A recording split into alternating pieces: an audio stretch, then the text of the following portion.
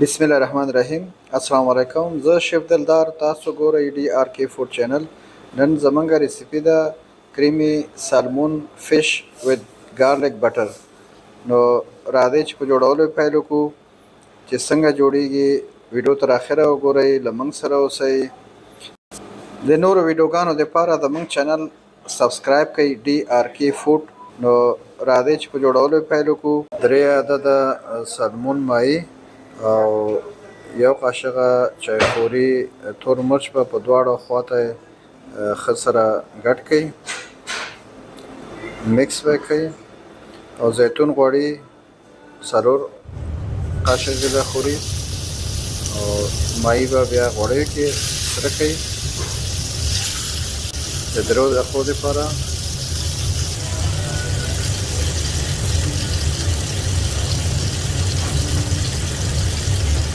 یو خوا یې 3 دقیقو دپاره 4 دقیقو دپاره سور شو، بیا به یې بل مخ واړوئ، بل مخ به یې 3 دقیقو دپاره په غوړیو کې سور کړئ.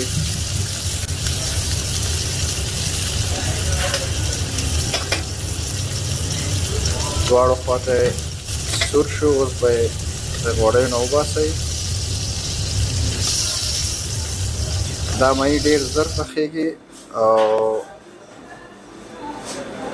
بیا به 4 قاشقې کوچ یا بټر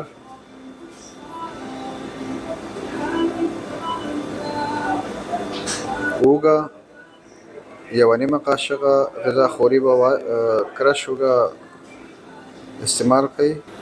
او بیا به هغه سره شوه نو بیا به ملایي یا قیماق 250 ملي لیټر دا به ښه پوخ کړئ.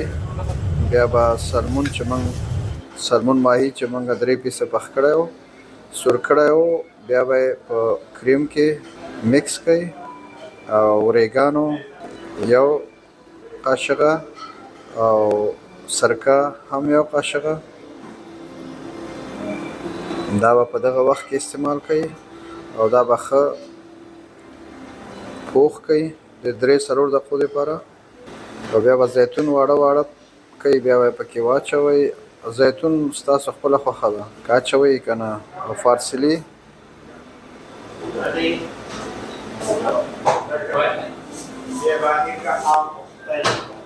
دا به په کریم کې دونه پوخ شي چې غوړي یې معلوم شي.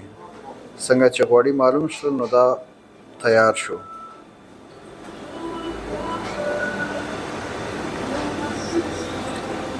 زمونږ نننۍ ویډیو تیاره شوه او زمونږ چینل هم سبسکرایب کړئ چې تر څو نوې ویډیوګانې تاسو ته په وخت ورسیږي. من خو ورسره چپس جوړ کړي دي، تاسو کولی شئ سلاد سره استعمال کړئ یا چپس سره استعمال کړئ او یا وریجو سره استعمال کړئ، ستاسو خپله خوښه.